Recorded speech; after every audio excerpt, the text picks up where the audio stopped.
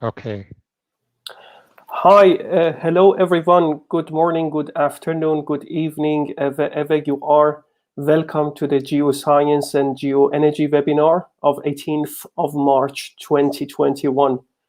Sebastian and I are delighted to host you all through this open channel, which has reached the milestone of 2,000 subscribers. We are quite delighted and honored to have you all connected through this channel for a weekly webinar on the broad and impactful science subject of geoscience and geoenergy.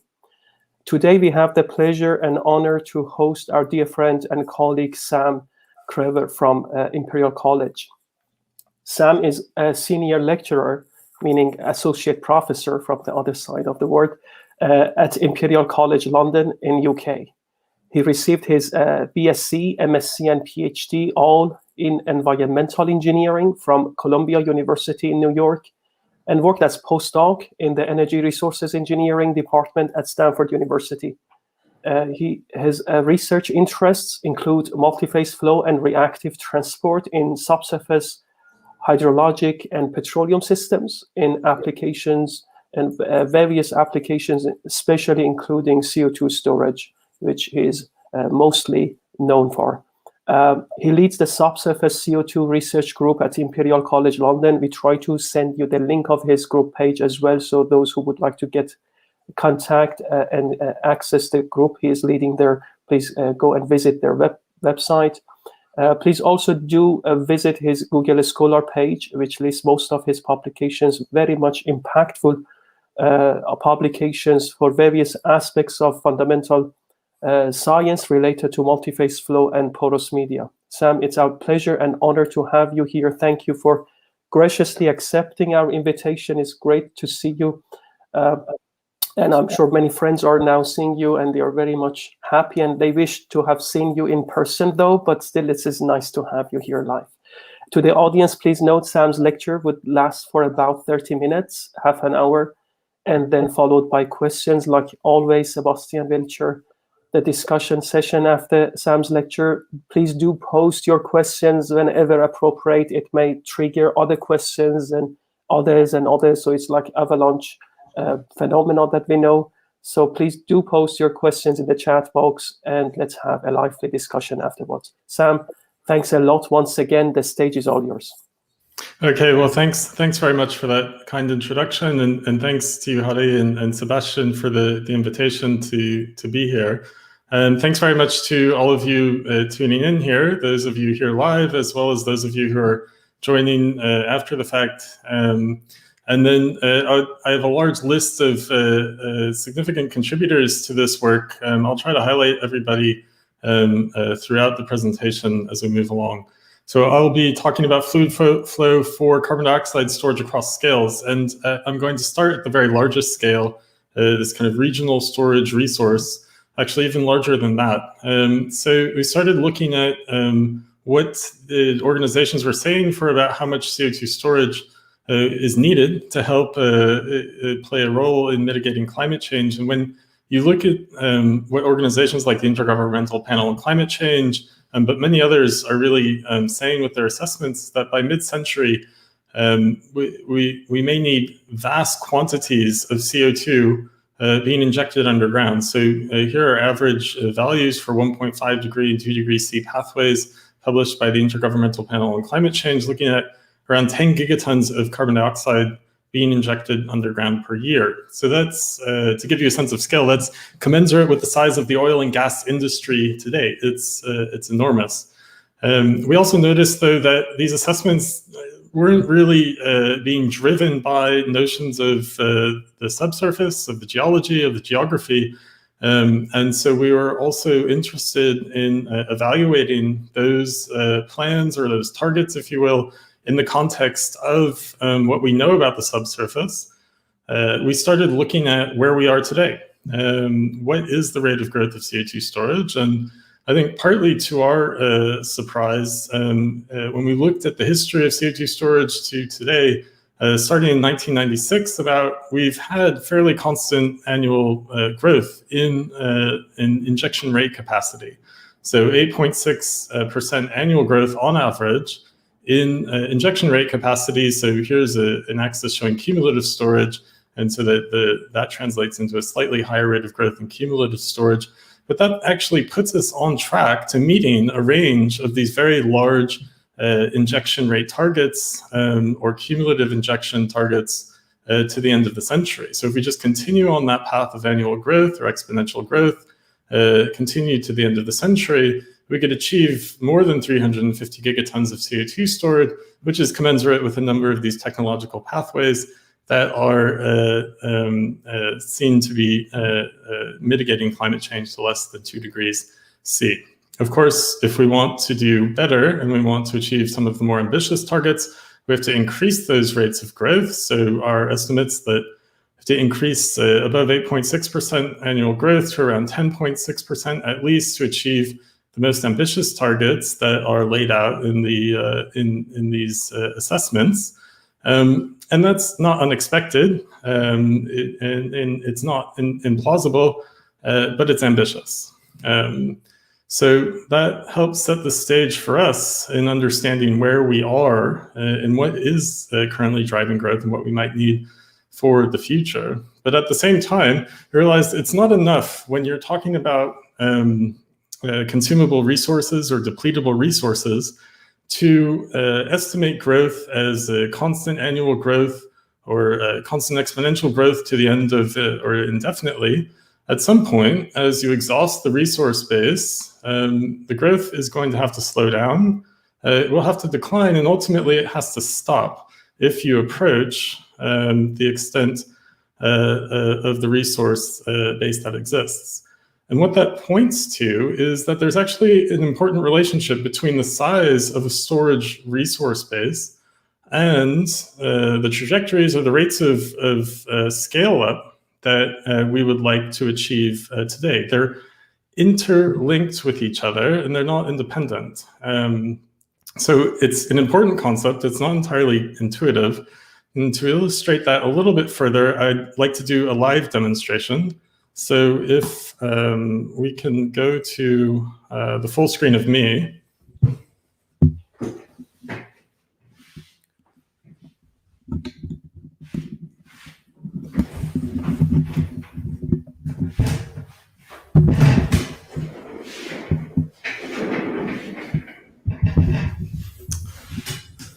Okay, excellent. So I've got a very simple setup that you can, of course, recreate at home. Or I'd like to demonstrate the important link between the size of the storage resource and the rate at which we can scale up, in essence, today. So to represent my storage resource here, I've got a large empty beaker. That's essentially where we stand today. We have a lot of storage resources, and we have not injected very much carbon dioxide. So in the situation that we are looking at today, we'd like to inject a little bit of carbon dioxide relative to the size of the resource, and that's relatively straightforward. In this situation, I can start injecting, I can inject at a constant rate, I can increase that rate for as long as I want, and I really don't have to worry about how quickly I'm moving CO2 into the resource, essentially because it's so large. But if we're looking at what those targets are outlining for mid-century and farther, we're in a very different situation altogether. It's more something like this. So we can grab a very large beaker here. I'm representing, again, the CO2 with just my tap water. If I want to store carbon dioxide at very large scales in this storage resource, of course, at the beginning, I can inject very quickly again because I have a lot of storage space available.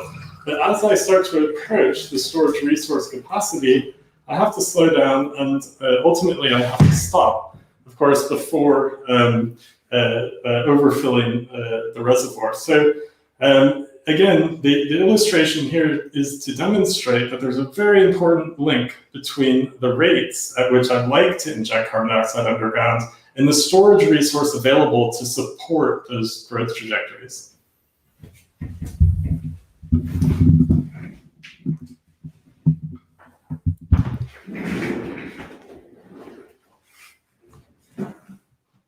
Okay, let me go back.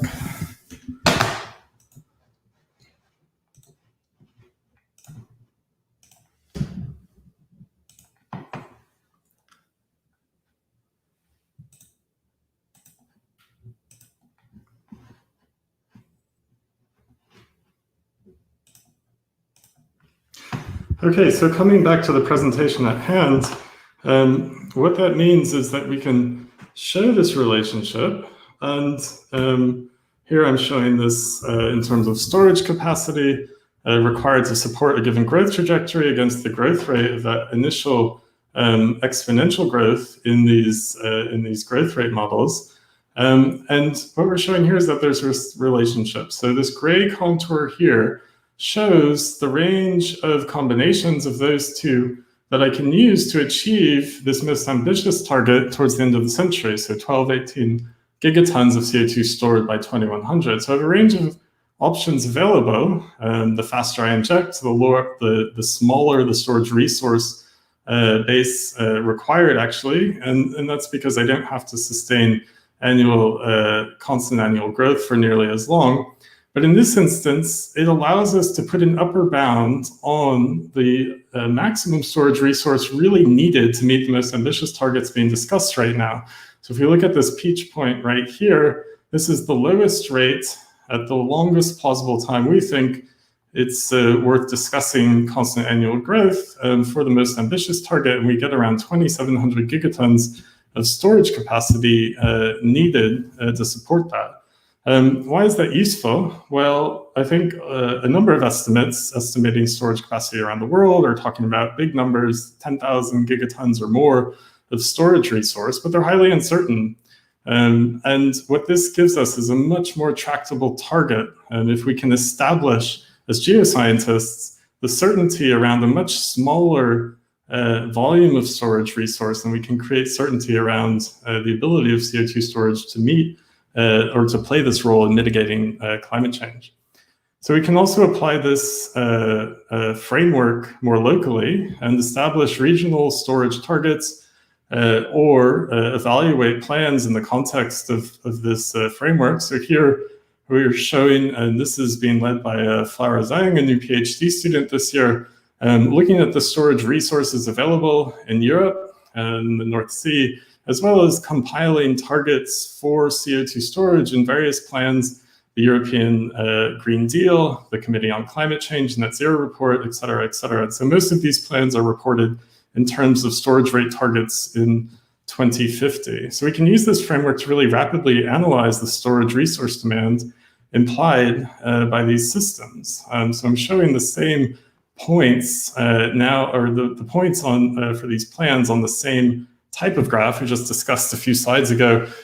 And a couple of things really jump out. Well, firstly, I'd like to clarify also that these contours here are no longer showing cumulative storage contours in 2100, but rather rate targets in 2050, because that's what the plans provide us.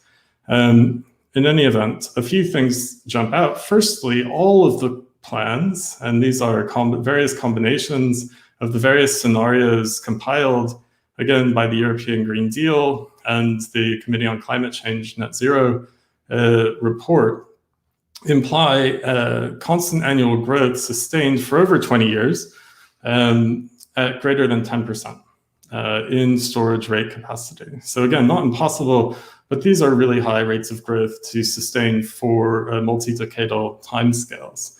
That may not be surprising that such growth rates are implied here, but on the other axis, the storage resource requirement, we come across another interesting feature. So we're showing here horizontal lines showing the estimated storage resource of the United Kingdom, of Norway, and essentially the combined resource. These are essentially the North Sea storage reservoirs. And when you look at the growth trajectories in the context of these plans, you see they're also implying the need for a very large storage resource base to support this growth, a storage resource base commensurate with the size of what we're estimating to exist offshore UK and Norway. So this immediately has implications. These plans are almost certainly pointing towards multinational use of storage resources offshore, et cetera, et cetera. And it also suggests that it would be useful to identify a range of plans that fit within this lower left-hand quartile of the box. What this also points to in general, which is a point I'd like to get across to this audience, is that again, these plans and these models are really being driven by, for the most part, techno-economic concerns, and there's a real opportunity for geoscientists to get involved and start to apply their approach for understanding what's possible and what's plausible from their knowledge of the subsurface. Nonetheless, all of these point to gigaton scale CO2 storage happening very soon. And so at this very large scale, it's going to be ever more difficult, and managing projects increasingly close to the margins of what we can do is going to be ever more important. So we'd like to, the more we can do in the way of predicting and managing projects, the more efficient use of the pore space we're going to be able to make.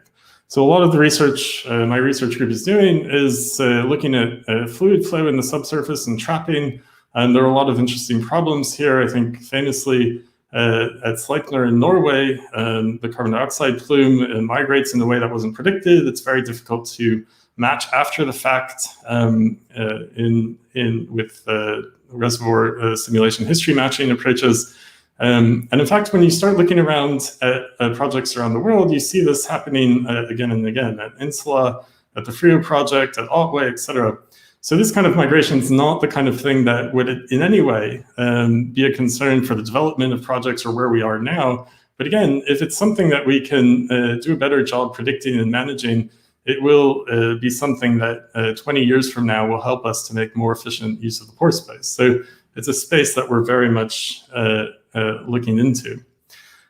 So we have increasing power in our observational capabilities in the laboratory, and it's an important question when we're talking about digital rocks, when we're talking about multi-scale upscaling or ported field upscaling and characterization approaches, to ask, what can all of this improved technology at the laboratory scale tell us that's of interest to the flow of the fluids at the field scale or even larger. So I'll go through a handful of cases where there are direct lines from what we can see or characterize or model at very small scales to improvements we can make in our ability to manage the resource at the field scale. I'll start at the very smallest scale, pore scale observations of fluid flow. So here's an image of the light source at the Swiss light source, the X-ray source of the Swiss light source synchrotron, and a core holder. We have set up here with a small rock core, and the X-rays are coming through here. And at the Swiss light source, spectacular time resolution, so we can take three-dimensional imagery every 2 seconds at 1 micron resolution. It's an incredible facility. And we've run other campaigns at other light sources. And as soon as we started looking at the fluid dynamics at this scale, what we found was that the fluid movement was much more complicated than had been previously assumed on the basis of theory. So here is the co-injection of water and nitrogen. We're only visualizing the nitrogen flow through the pore space from left to right. This is about a cubic millimeter. And you see that the flow pathways are intermittent. So this is a macroscopically steady state flow, but within the pores, the nitrogen is constantly rearranging the pathways that it's taking, connecting, disconnecting. There is this intermittency, and all of this prevails at very low capillary numbers of the type that we see in the subsurface. So Catherine Spurren, a PhD student in the group, has spent a few years really uncovering the details of all of this, and among other things has answered precisely when we see this, so what are the macroscopic flow parameters controlling this, and ran a large number of experiments with a large range of fluid systems at different flow conditions, and ultimately found that the prevalence or the occurrence of intermittency could be largely identified within a parameter space of capillary number and mobility ratio, so the viscosity ratio of the two fluids. And intermittency really appears as a major transport mode in this lower left-hand corner, so at low capillary number, but when the viscosity ratio is such that the displacing fluid is a lower viscosity than the displaced fluid. So this is really applicable to carbon dioxide storage and other gas production systems, and a very significant mode of transport. So we're interested to explore this further, and here with the incredible time resolution that we can get at the Swiss light source, we're able to see intermittency not just during a steady state flow regime, but actually observe the initial percolation and then a transition to the steady state. So here you see flow from bottom to top, and there is tremendous richness in the detail of this data. Of course, you can see the big scale features of this breakthrough and these sudden events, but all throughout the pore space. I'll try to play that again. You can see intermittency, you can see swelling, you can see retraction, and there's just an incredible richness of data across multiple timescales and multiple length scales that we have spent quite some time exploring. So all of this data is publicly available. And one of the fortuitous outcomes of this particular set of observations is that in this particular rock, under these conditions here, what we found was that all of the fluid, there's a heterogeneity, so that all of the non-wetting phase fluid, the nitrogen in this case, at one point flowed through this little constriction. And what this allowed us to do in this case was to identify not just when intermittency occurs, but actually understand why it is happening. So in this case, again, I'm showing the same set of fluid. It's displayed slightly differently. You can see the constriction is here, and the fluid, the non-wetting phase fluid, is colored according to its conductivity. So for the most part here, we have achieved our steady state system. The fluid is mostly connected, and you see it's confined in this through this particular constriction. In this case, because all of the fluid moved through this constriction and we control the flow rates, we're able to calculate the Reynolds number for the fluid moving through that particular pore. And we found that it was pretty high. So in porous media, capillary dominated porous media, a Reynolds number of 29 sometimes is within the turbulent flow regime. For this particular data set, we can't identify the particular flow regime we're in, but it's certainly a very dissipative flow regime. So of interest is what happens when under the very same conditions, we're co-injecting nitrogen and water at a fractional flow of water of 70%. We increase the flow rate, and a few interesting things happen. So the big qualitative features that you can immediately notice are that the flow pathways being taken by the non-wetting phase have become far more dispersed. The other qualitative feature I'd like to point out are all the different colors that you see here. And this is indicative of a much less fully connected non-wetting phase. But even though the non-wetting phase is disconnected, there is intermittency that leads to transport throughout this fluid network. So even though these are disconnected, they're very much not trapped, and they are still flow pathways. So we see a dramatic increase in the intermittency with this increase in flow rate. We see a very large increase in the number of pathways being taken. And if you average over the same slice the flow velocity of the fluid, it's significantly decreased because it's no longer confined to this particular constriction. And what that means is there's a commensurate decrease in the Reynolds number on average throughout this system of 2 orders of magnitude, so a factor of 100. And this points to the role that intermittency is playing. What is the energetic basis of this? Well, it seems to emerge when the flow pathways are being pushed into ever increasingly dissipative transport regimes. So if we increase the flow rate even more, you see a commensurate effect. We increase the dispersion of the fluid throughout the pore structure, and you see far less connectivity and far more intermittency. So at this stage now, we know when intermittency occurs. We can see the establishment of intermittency. We know why it's occurring. And the last piece of this puzzle, of course, is what is the impact? Where is this going? Why is it important at large scales? And I'd say here we're just scratching the surface. Another set of very interesting observations looking at relative permeability associated with different flow regimes, and especially during the situation where we saw the transition to a steady state. And what we see is that there's a much higher mobility associated with intermittency, and there's much higher mobility associated with the percolating fluid at the front of the fluid plume. And in essence, it's because capillary controls seem to be less important or less rigid, so to speak, in controlling where the fluid is going in these intermittent regimes. So you see this kind of flattening of the relative permeability, if you will. So do we have different physics or different flow physics at the leading edge of these plumes? It's a door that's opened, and it's something that we continue to look into. Okay, so the next topic I'll go on to is a topic which has been covered extensively in this seminar series. Last week's excellent presentation by Ryan Armstrong covered a lot of these issues. And it's been of interest to a lot of people to make use of these pore scale observations to characterize the wetting state of systems. So the wetting state of rocks, very important for upscale flows. There's an immediate link to these pore scale observations potentially and what we can model in the field.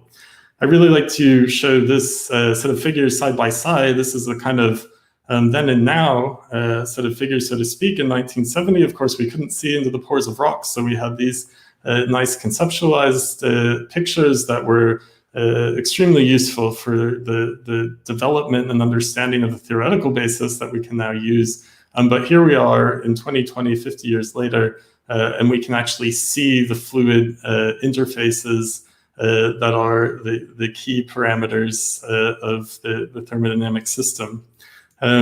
So all of this theory can be used to help us interpret our observations. Here I'm showing an equation which is just an expression of equilibrium thermodynamics in this two-phase porous media system. And what this is telling us is that the wetting state, the contact angle, if you will, is very much dependent on or not independent of or linked to a number of other features of this system. So the fluid-solid interfacial area, the interfacial fluid curvature, the interfacial fluid area, all of these things are potentially signals of the wetting state that we can now access with our pore scale observations.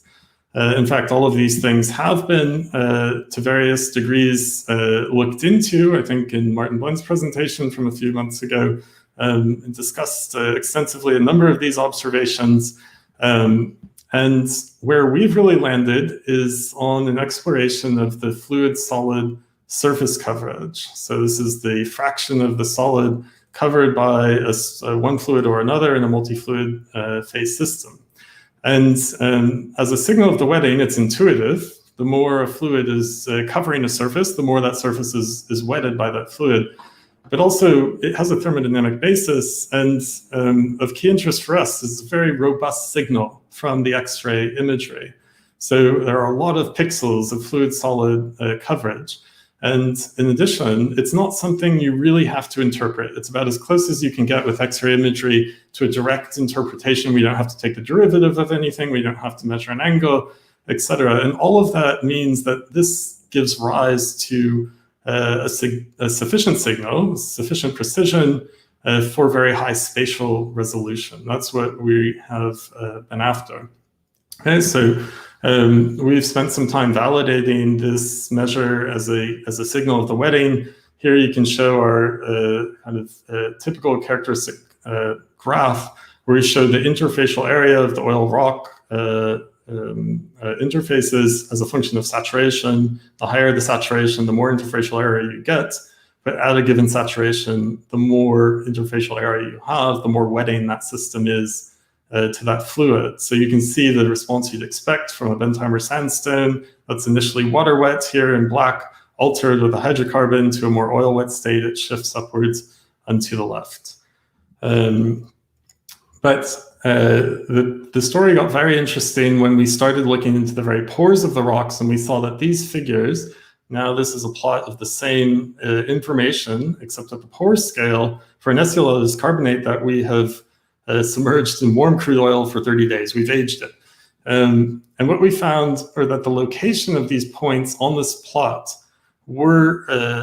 could be used to identify the wetting state of the pores associated with those points. So here, 1 and 2 represent oil-wet pores at very different states, at very low oil saturation or high water volume fraction. You can see that here, very high water volume fraction in this pore, and the oil is filling the corners, and that's indicative of an oil-wet pore. Whereas on the other end of the spectrum, you see this typical meniscus with the high oil saturation, but this high oil saturation with the meniscus around the water associated with an oil wetting pore. And then this third point here is indicative of a water wet pore, where you see the water crawling along the pore walls, indicative of a water wet pore. And what all of this means is that it can be quantified, and it allows us to define a quantitative wetting state. So we developed a model that's based in this equilibrium thermodynamics, but it's also ultimately empirical, which allows us to identify quantitatively the wetting state of each of these pores. And this has led us to the creation of a pore-by-pore quantitative wetting map. So you can see this here for 2 rocks, a uniformly intermediate wetting Bentheimer sandstone. This is an index, or you see a distribution of wetting states, all more or less on the water wetting side, but approaching the intermediate wetting side. Whereas in the carbonate rock here, we have this very heterogeneous rock, and the aging resulted in a very heterogeneous distribution of oil wet and water wet pores throughout the rock.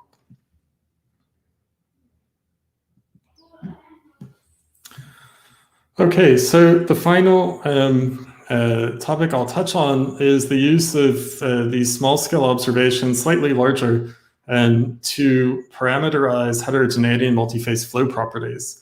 So this is also something that has emerged as a possibility alongside the imaging technology and computational power to interpret the observations. But in essence, what's been missing in the past is an appreciation for the large-scale impacts of small-scale heterogeneities, particularly in multi-phase flow properties.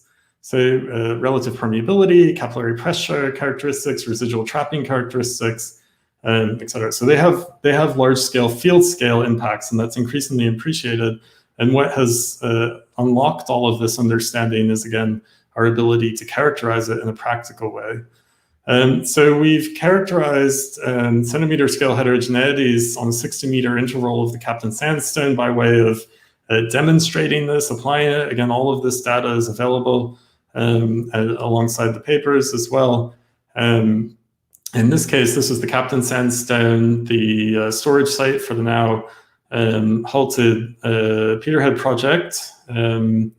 And just to show you some of the samples that we obtained from the exploration well, and did a very exhaustive analysis of these are reverse axes, porosity, permeability against depth, capillary pressure characteristics scaled to the J function, a fairly well-behaved sandstone reservoir to do this all with. And I'd like to highlight a few impacts that emerge once you start taking these small-scale features into account. And the first is on trapping.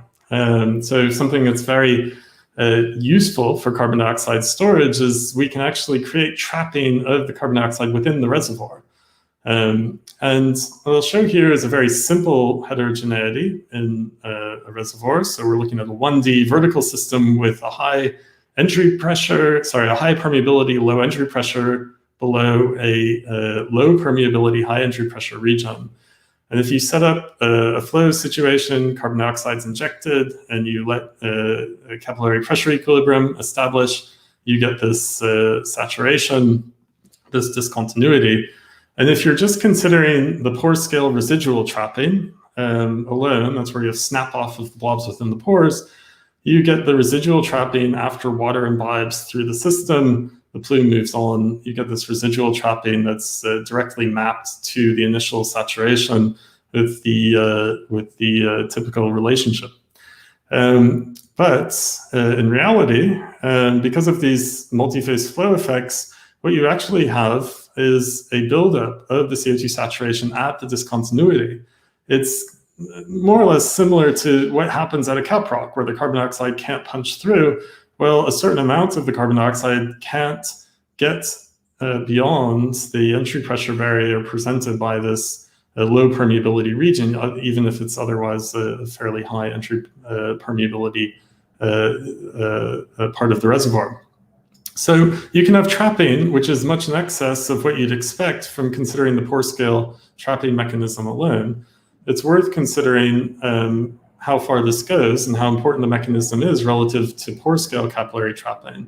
So we've spent some time, this is Katrin Harris leading, developing analytic models and validating them against numerical simulations and of ever increasing complexity with not just two domains within the reservoir rock, but multiple. So this is all working very well. And this means we can now apply it to our real reservoir system. So this is now a 1D representation of the Captain Sandstone that we've characterized here. So here we have our initial saturation established. I'll show what's happened after imbibition.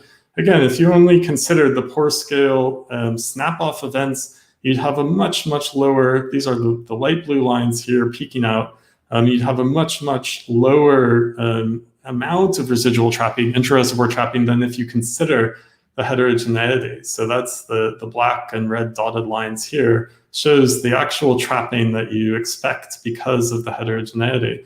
So in this case, the set of conditions, this amounts to 5 to 15%, a lot more trapping because of this impact alone. So Katrin's going to be, did speak about this on Monday at the GHCT, and we'll also be presenting a lot of this at the upcoming European Geosciences Union meeting. So the second impact is the other aspect that we have been looking at is the impact of these heterogeneities on flow. So in this case, now we're considering the fluid movement not upwards across the heterogeneities, but along with, more or less parallel to the orientation of these heterogeneities. When we simulate this with numerical simulations at very high resolutions, these are centimeter scale resolution simulations, up to 50 meters in length, 5 meters in height. And what you see is that because of the heterogeneity in the multi-phase flow properties, this is not because of heterogeneity in porosity and permeability, you can have this extremely fine scale channeling of the carbon dioxide. So centimeter scale migration of the plume, essentially moving through these low entry pressure layers. So the plume can move much more quickly laterally than you would anticipate without that heterogeneity. The effects depend very much on the strength of the heterogeneity and the orientation of the heterogeneity. So Nelly Wank and Social Menorkar spend a lot of time looking at different rocks with different heterogeneities in the laboratory. So we observe this not just in simulations, but in the lab. So if we look at flow parallel to layering, you can see what I was just describing in the earlier slide, that the carbon dioxide mobility will increase. When it's perpendicular to layering, the mobility will decrease as the importance of the heterogeneity increases. But there are some scenarios that we're really just starting to understand, and especially heterogeneous carbonates with this isotropic heterogeneity can have really complex responses. So in this case, as we vary the capillary number or vary the importance of the heterogeneity, we actually can increase the mobility of a phase followed by a decrease of the mobility of the phase. And this has been seen theoretically or speculated in simulation-based studies before, but we're actually able to see this now in actual rocks. But all of this is to say we can see this. This is what you need to do for a reservoir system to know what to expect.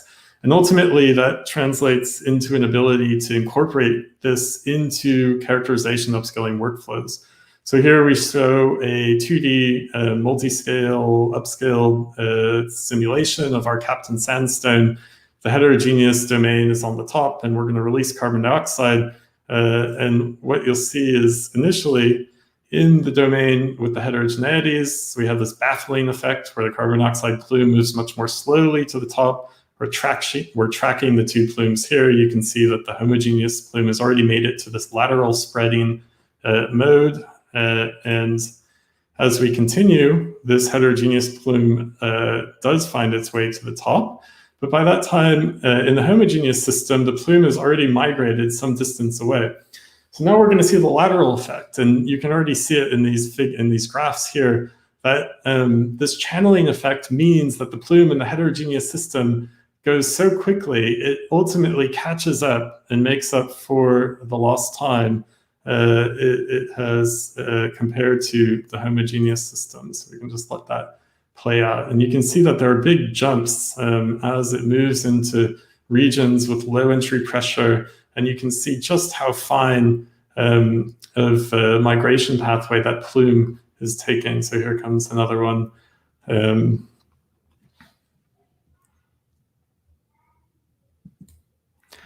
Okay, so I'll end there and I'll take questions. I'll leave this slide up to help with that, but I do want to make sure I acknowledge all of the contributors, the funding from the UK CCS Research Centre, the EPSRC, NERC, the ACT program, industry sponsors, Shell and BP, and again, all of the collaborators, the researchers and students and colleagues. So thank you very much.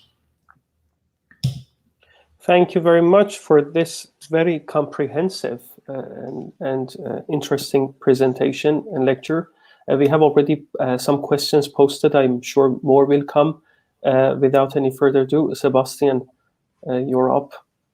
Yes, thank you very much, Sam, for great talk and also for the first ever live experimentation. Absolutely, that I forgot webinar, as well to mention. It was great, and there were some positive comments about this. And it was all within the health and safety regulations, which was also exactly. Use water. So some of the first questions were about sort of the storage side and what we can do to increase storage. So bringing up the first question from Youssef, and he says, great presentation, Sam.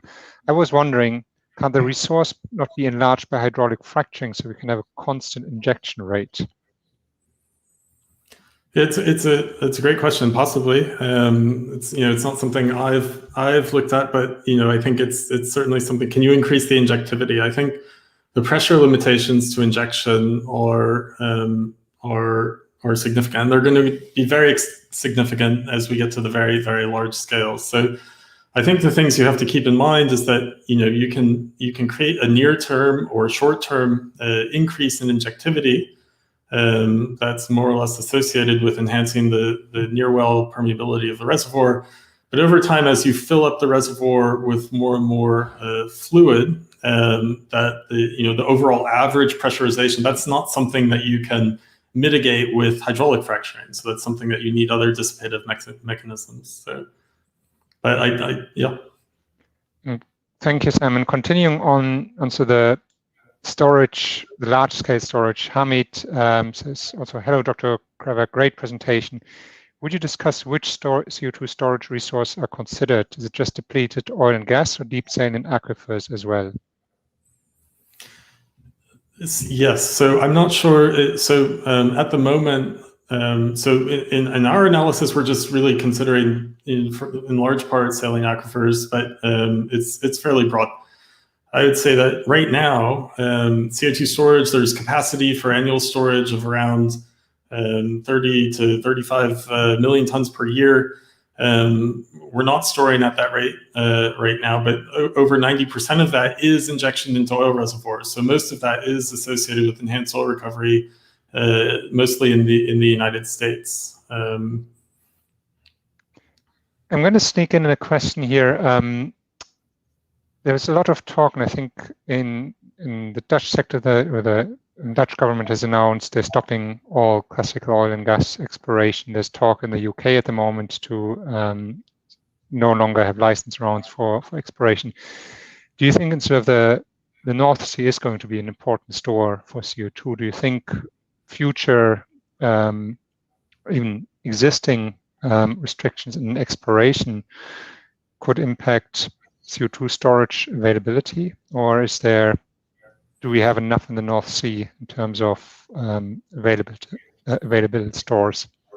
Yeah, it's a great question, and it's one of those areas where you'd hope that people are connecting the dots, but you can also see how they very well may not be. I think the thing that you see again with so much of this current storage associated with oil and gas is you get a huge benefit, and that includes a big part of that benefit is the mitigation of the risk of the use of the site from having characterized that site, from having a knowledge of the site or just the region, from off the back of oil and gas exploration. So yeah, I could see that being an issue, and I would say that because of the benefits of that knowledge or even those techniques, I think that I would encourage actually getting in touch with those organizations that are discussing that right now. So. Thank you. So apologies for sneaking my own questions. I'm going to go back to the audience now. Staying again on the topic of large scale storage, Amir is also thanking you for a great presentation. And he asks, in your calculation of global CO2 storage capacity multiphase flow, what is the role of stress-dependent deformation of the porous formations? And it continues, and the corresponding changes in relative permeability and capillary trapping as we deform the pore space. Yep. So that's a great question, and what I presented here was a very relatively simple analysis, which is really just a technological growth model that is typical for natural resources, so depletable natural resources. We've been involved, and many other groups have been involved in a lot of work where there are also simple models of pressurization, of the geomechanical response, and other issues that may have leading order controls on limiting the use of the storage resource. I think one message I do want to get across is that that's really a role that all of us have. That's a discipline that a lot of us could bring to the table with these very high-level analyses of the role that CCS can play in mitigating climate change.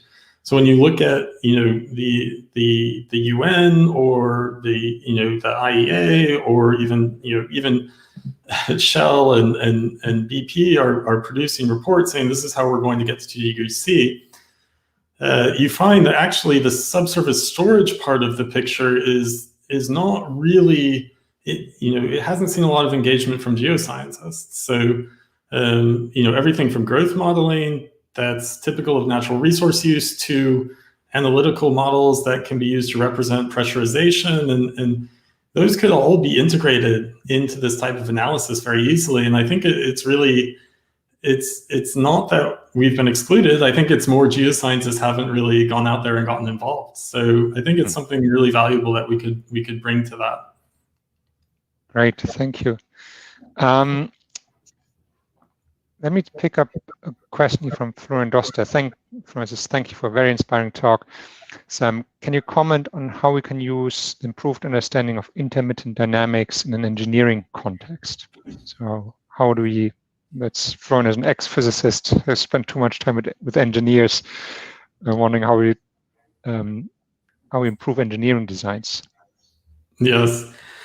I mean, I think it's a mode of flow or a mode of fluid transport that we hadn't really previously, incorporated into our conceptual models for, things like relative permeability and, properties that are used in our continuum modeling framework. So I do think that an important step is establishing what role it has. What role does intermittency have in defining those concepts? Does it have a role in hysteresis? Does it have a role in any sort of observed flow rate dependency, et cetera, et cetera? So I think the thing to do is to really hypothesize around that and start to test that. And I think that really requires the combination of small scale observations and larger scale observations. So if you're looking for an accurate relative permeability curve, you need to make a measurement at a larger scale than what we do in the micro X-ray CT. I think establishing that link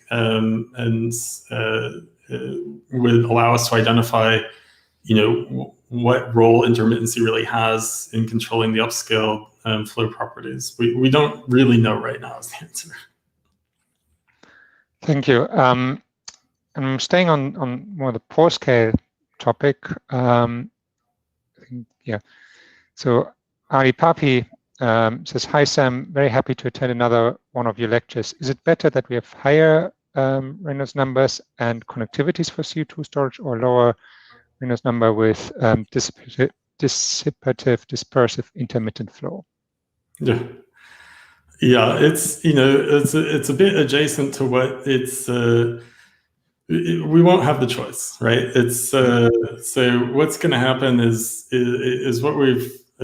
what you can identify as a pore structure where, if you look at estimating how the fluid network is going to set itself up based on the notion of connected pathway flow, then what you can do is identify whether or not that implies very high Reynolds number flow in certain constrictions. If you have very heterogeneous rock where all the flow is going through one pore, under that kind of condition, that would suggest that. And then, that would also suggest, okay, well, the pore network is not really, that's not how the flow is going to establish itself. So let's consider how the fluids might respond to that. And I think what we've identified is that one of the ways in which the fluid system responds as you get flow through certain channels that are increasingly high Reynolds numbers, it actually essentially creates the energetic permission for intermittency to occur. So it opens up a different, another subset of the pore space that wasn't previously available through connected pathway flow alone. And so now that you have intermittency, then you can ask, well, what networks in the pore space are available, and so on. You mentioned as if the reservoir is what it is, so there's not. We can't control if you have a high Reynolds number, low Reynolds number flow. But so Mosam wonders, and again, says, very interesting talk. Have you investigated manipulating the reservoir rock or fluid properties to improve CO2 trapping? Is there anything, again, so that we can engineer to increase trapping? Yeah, I think the things that we're thinking about, especially with this these impacts of heterogeneity, is how you might take advantage of that. Mm-hmm. And I haven't, we're not the only group that I've heard that, around as well. And I think now that we can quantify it, we can simulate it. Actually, if you had a good characterization of the reservoir from your well material, you could think about setting a well, trajectory in a way that, you would enhance or maximize the amount of this heterogeneity trapping that's occurring. I mean, I think that would be great. It would essentially increase the efficiency of the pore space that you're using, rather than all of the carbon dioxide migrating directly to the top of the reservoir. You would essentially enhance the sweep quite a lot. So I think there are straightforward engineering strategies that would be worth exploring. I think you could mostly explore that with simulations at this stage. So you mentioned simulations. There are a number of simulation questions coming in. So I'm picking up the one from Ajitab. What challenge do you see in transferring the pore level studies to field scale simulations? What are your thoughts on the state of the art in this area? So gridding, relative permeability, modeling, etc. Yeah, it's a good question. I mean, I think I think the wetting characterization is probably the clearest example of the issues that arise. I think the wetting characterization has always been a bit of an art, and then making use of that characterization in how you define your flow is doubly so. So now what we have is possibly kind of the holy grail, so to speak, of wetting characterization. We can actually define the meaning of mixed wet or uniform wet or intermediate wet, et cetera, et cetera. And we may be able to deterministically assign wetting properties to pore network models and other pore scale modeling. But can you then, does that bridge the gap? Does your mixed wet pore scale model now predict your core flood? So those two things are still at very different scales. So there is a real challenge in knowing when we've achieved what we want with pore scale models because of the size of the domain that we're simulating versus the size of the domain we need to do experiments on to get accurate upscale property measurements. But yeah, I'm not answering directly. There are a lot of challenges, I guess. So, well, I think Hardy's working a lot on the numerical simulation side, so we need to get him to give a talk on the state of the art. But so staying on the simulation side, Yuang asks, besides spatial heterogeneity, are there any other possible reasons that lead numerical simulations falling short of capturing field observations? For example, the validity of Darcy's law. You mentioned the intermittent flow isn't strictly speaking Darcy's law. Are we missing important bits of physics? Yeah, I mean, I think especially the large scale plume migration problems do point to physics being missed from the simulations. And, I don't say that lightly. I think if you do, there has been a lot of fantastic work exploring these scenarios, and there are very good observations of the plume migration in a number of locations now that are very difficult to match. And the parameters of the reservoir, there is a lot of uncertainty. With reservoir properties, there always is, but you can deal with that by investigating the range of uncertainty.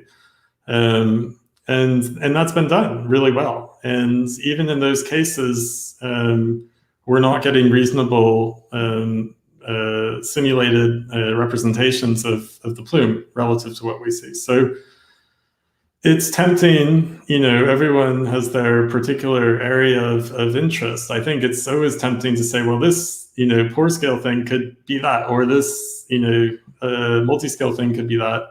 And I guess it could be. But where are we? I think that what you look for are developments in the understanding of the physics that can contribute to, can make first order contributions to the ultimate outcome.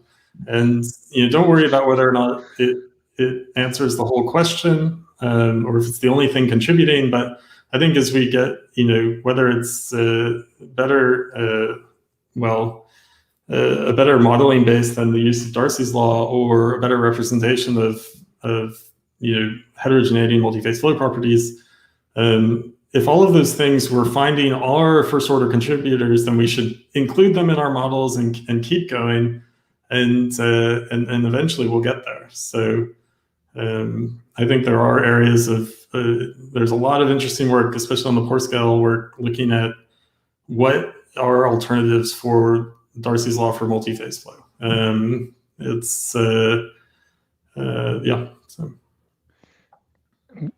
just jumping in. Mark Bentley, who gave a talk some time ago, he always speaks about the lost heterogeneity because we oversimplify our reservoir models. And you mentioned CO2 storage. It's even more critical because heterogeneity improves storage. And one of the things Mark also talks about a lot is understanding the systematic error of we oversimplify the geology, of oversimplify the physics. What's a systematic error that we introduce to our model predictions? Because knowing how wrong you are yes, be as powerful as knowing how right you are. And that sort of very quick last question. Ramin wonders, again, thanking you for the great talk. He thinks, do you think the stability of trapping due to small scale heterogeneities at the long term is a concern, or is it stable at all conditions? Yeah, there are some uncertainties, but I don't think it's a major concern. So we have plenty of geological analog evidence of residually trapped fluid. I mean, there was a time some decades ago where there were kind of in the discussion milieu of why don't we ever see residually trapped oil? And actually we do.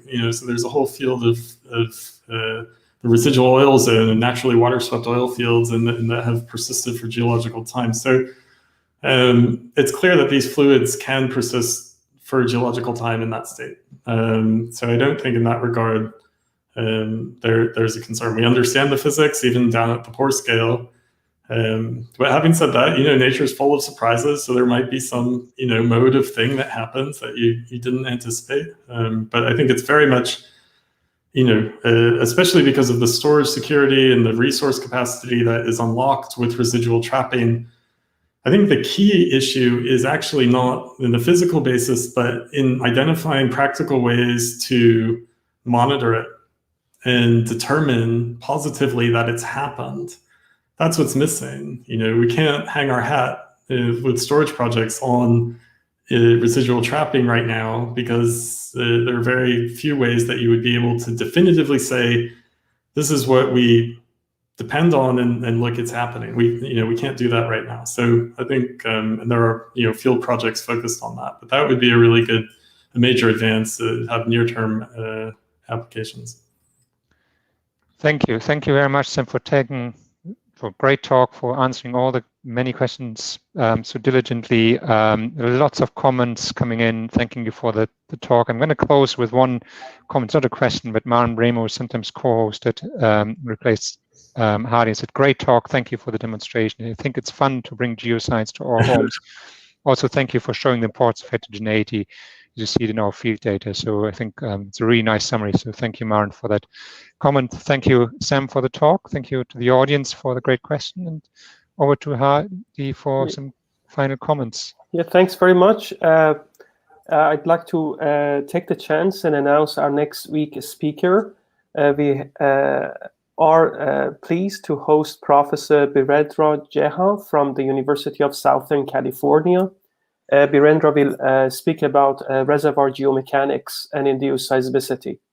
So until next week, the same time, 4 p.m. Central European, 3 p.m. British time, 7 a.m. California. It's like airport announcements. Stay happy, healthy, and tuned, and we see you all again next week. So all the best and goodbye. Thank you very much, Sam. It was really nice to have you here. Thank you, everyone. Thank you, Sam. Bye. Bye-bye.